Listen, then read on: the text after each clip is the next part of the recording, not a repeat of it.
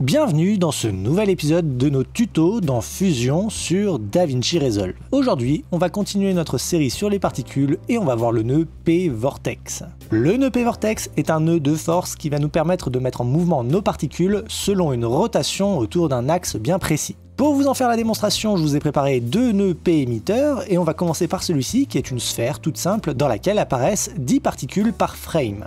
Je vais y brancher donc mon P-Vortex juste après et on va voir nos particules se mettre en mouvement. Alors comme d'habitude, les paramètres de ce nœud de force vont être assez simples, On va avoir deux paramètres principaux, la force et la puissance, ainsi que des paramètres qui vont concerner sa position dans mon cadre. Parce que bien évidemment, on parle d'une rotation autour d'un axe, donc la position de ma force dans mon cadre va être importante. Vous voyez que si par exemple je la mets ici, elle va avoir un effet complètement différent sur mes particules. Je vais pouvoir lui régler donc sa position sur un axe X, sur un axe Y, mais je vais pouvoir aussi bien sûr lui régler sa position sur l'axe Z, parce que souvenez-vous, comme toujours, tout ce qui se passe avant le P-Render se passe dans un environnement 3D. Si on voit nos particules sur une image 2D, c'est parce que notre P-Render, lui, les compile pour les envoyer spécifiquement sur une image 2D. Ainsi, je vais pouvoir régler l'orientation de ma force de rotation. Pour le moment, on voit nos particules tourner autour de l'axe de ma force, comme si on avait une vue depuis le haut. Mais il suffit que je change l'angle X de ma force, que je la mette par exemple à 90 degrés, pour que l'axe de rotation change complètement d'orientation. Cette fois-ci, on ne regarde plus la rotation des particules depuis le haut, mais bien depuis le côté. Vous voyez, on les voit tourner comme si c'était une tornade. Pour que ce soit encore plus flagrant, ce que je vais faire, c'est changer ma sphère en cube.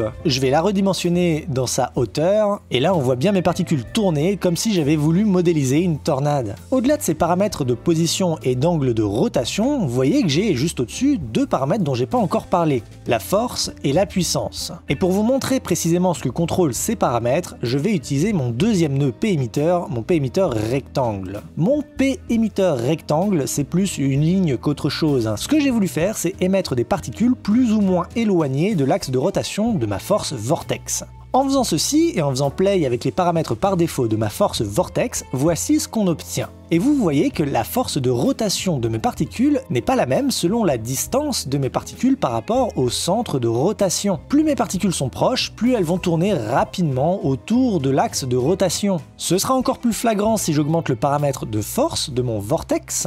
Là, on voit clairement que mes particules situées au centre tournent beaucoup plus vite que mes particules situées à l'extérieur de ma rotation. Cette espèce de dégradation de la force de mon vortex, ça s'appelle un fall-off. Il faut imaginer vraiment que ma force s'applique selon un dégradé qui part du centre et qui va vers l'extérieur. Et ce fall-off, il va être contrôlable avec le paramètre power.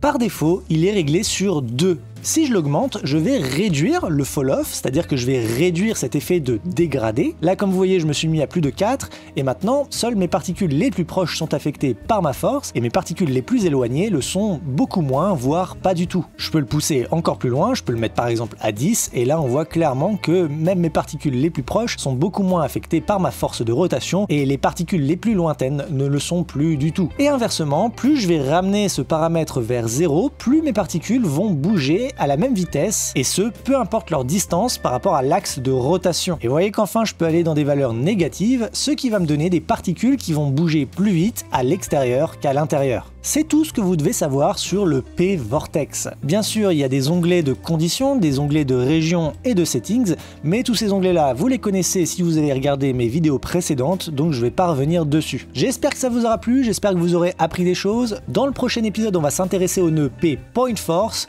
Du coup, moi, en attendant la prochaine, je vous dis ciao!